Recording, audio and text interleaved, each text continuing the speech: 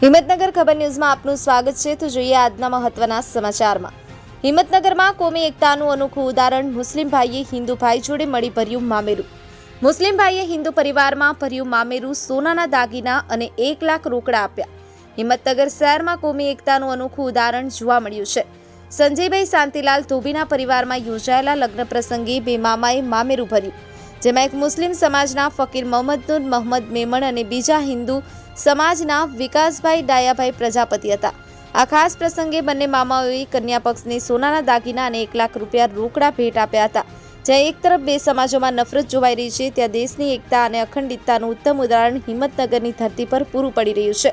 મુસ્લિમ સમાજના સભ્ય દ્વારા હિન્દુ પરિવારમાં મામેરું ભરવાની આ ઘટના હિંમતનગરમાં ચર્ચાનો વિષય બની છે અને કોમી એકતાનું ઉત્તમ ઉદાહરણ બની રહી છે। એડિટર ઝાકિર હુસેન મેમણ, હિંમતનગર ખબર ન્યૂઝ, રમેશ સત્યની સાથે। अपनी आसपास बनती घटना समाचार જોવા માટે હિંમતનગર ખબર ન્યૂઝને લાઇક કરો, શેર કરો, ચેનલને સબસ્ક્રાઇબ કરો।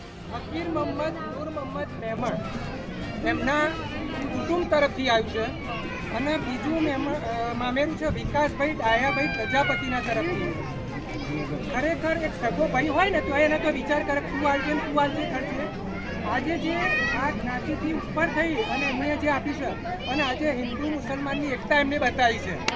ખરેખર આ બહુ ધન્યવાદનું પાત્ર છે। રાજકારણી આવું જે બી કહેતા હોય હિન્દુ મુસલમાનો, પણ અહીંયા કોઈ હિન્દુ મુસલમાન નથી અને 1 લાખ રૂપિયા એમને રોકડા આપે છે આજે મામેરા ભાઈ।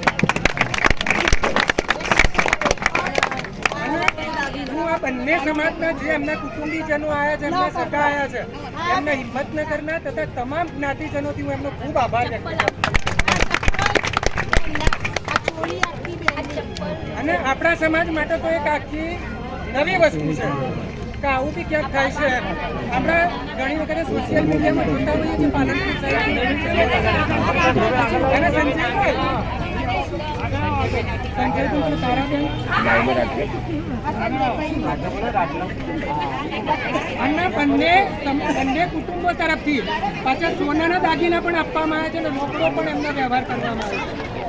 આ બહુ વિશેષ કહેવાય, આપણા માટે ઘણી મોટી ઉપલબ્ધિ કહેવાય કે અમને લોકો જોડે પોતાનો સ્વભાવ કેવી રીતે વાયો હશે, કેવો એમનો વ્યવહાર આજે છે, ત્યારે આટલા બધા આવા છે। નહીં તો કોઈ પૂછતું નથી તમારી જોડે કેટલું છે। આ એમના સ્વભાવના કારણે આવ્યા છે લોકો। અમારી 6 ભેંસ 7 મોટી બધાથી ફર્સ્ટ નંબરની એ ભેંસ, પછી અમે બધી બંને કુટુંબોનો એમને બધા આપણા જ્ઞાતિ વતીથી એમનો ખૂબ આભાર વ્યક્ત કરું છું। ના ના દાદા, આ કરવું ને કે બહુ નાની વસ્તુ નથી।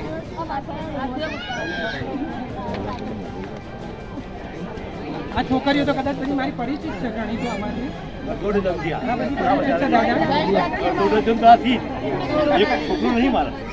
અરે ભાઈ હોય ના છોકરા ના હોય એ બી વધો નહીં, એની ચિંતા નહીં, એના છોકરાઓ જ છે બધા।